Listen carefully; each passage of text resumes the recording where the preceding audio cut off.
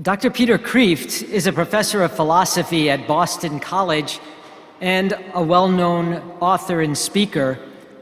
He outlined what he calls Satan's spectacularly successful 7-step sexual strategy. And this is his explanation of how the devil is working in our world right now to destroy families and even the whole human race. And personally, I think Dr. Kreeft is right on target in his analysis. So here's what he says. Step 1 in Satan's strategy. This is the devil's ultimate goal: winning souls for hell. Step 2. In order for Satan to win many souls for hell, society must be corrupted. Step 3. To effectively destroy society, family life must be undermined, because strong families are necessary in order to have strong societies. Number 4. In order to destroy the family, you must destroy its foundation, namely stable marriages. Number 5. Marriage is destroyed by loosening its glue, which is sexual fidelity. Number 6. Fidelity is destroyed by promoting and defending the sexual revolution. Step 7. The sexual revolution is promoted and defended by the media, through which the seeds of destruction are sown into the minds of millions of people every day. Today, as we celebrate the feast of the Holy Family of Joseph, Mary, and Jesus, I think it is important to acknowledge that we are in a battle to preserve and protect the family at all costs.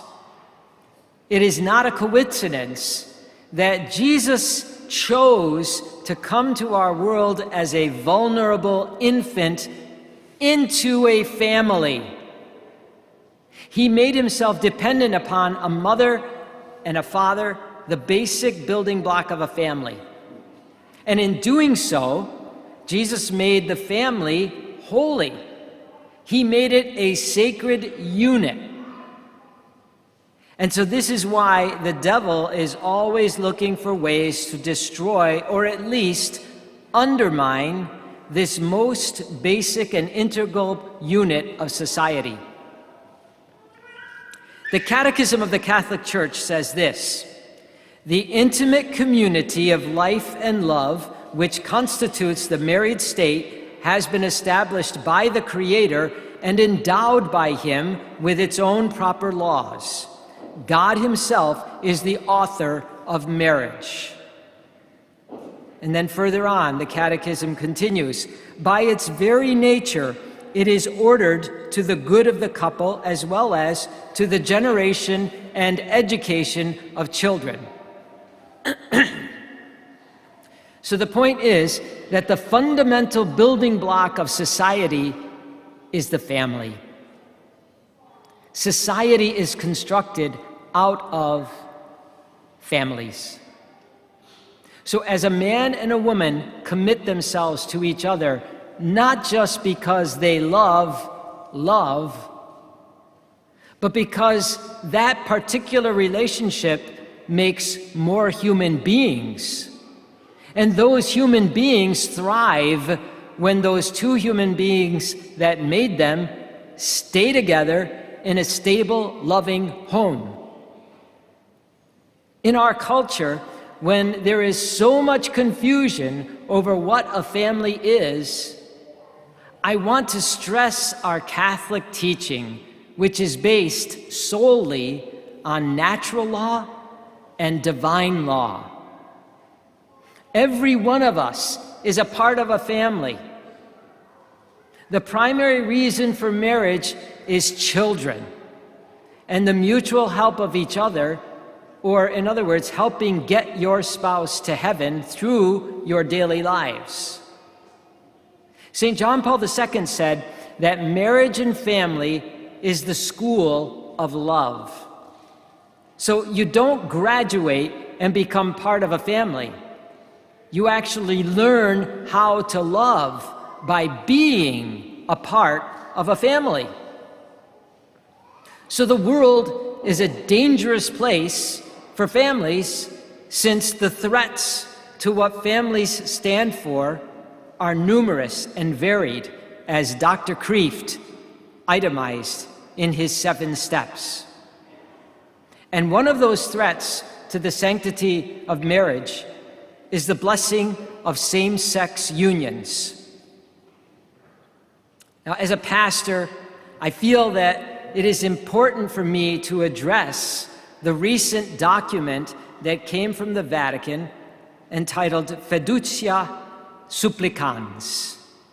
I'm sure many of you, if not all of you, have read or seen news about this blessing.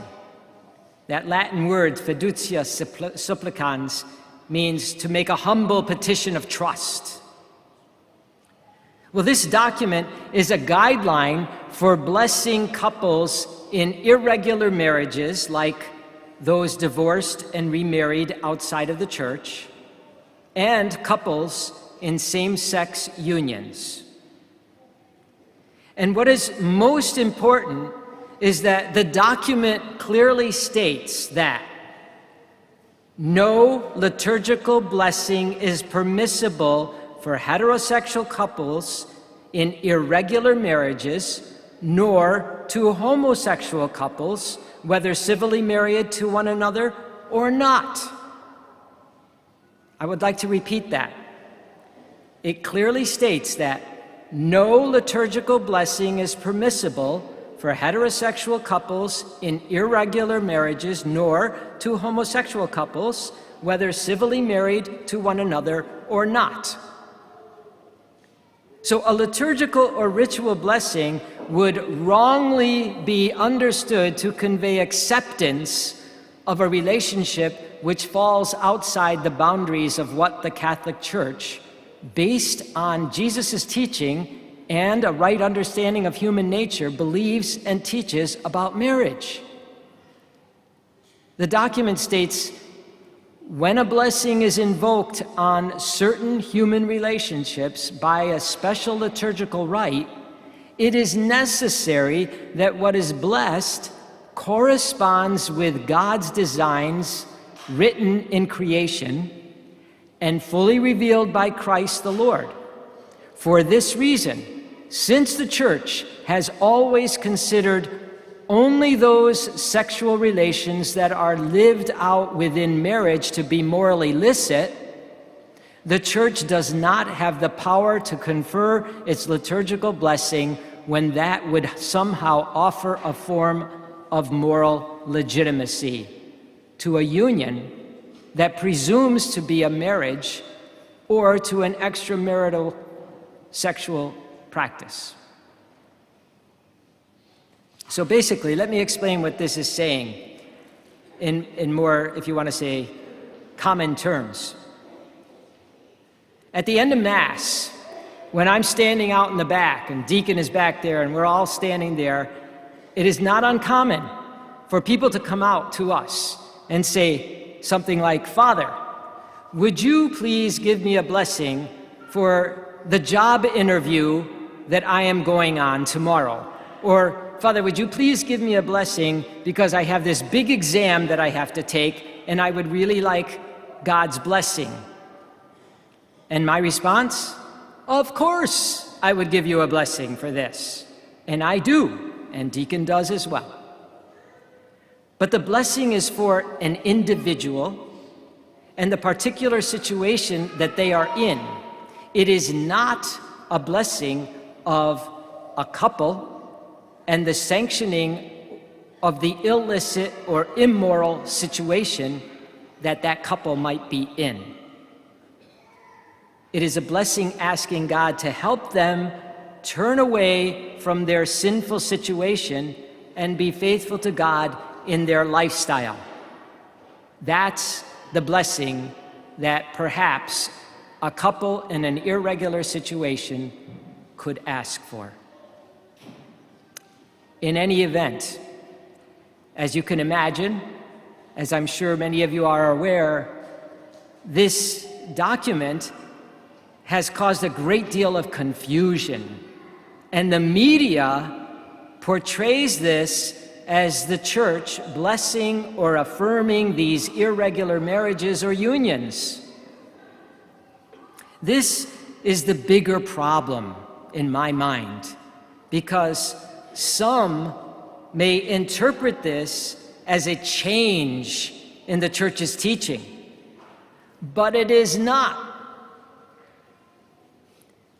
And sadly, very, very sadly, I foresee priests and bishops using this document to do exactly what it says should not be done, and that is to bless irregular marriages or same-sex unions.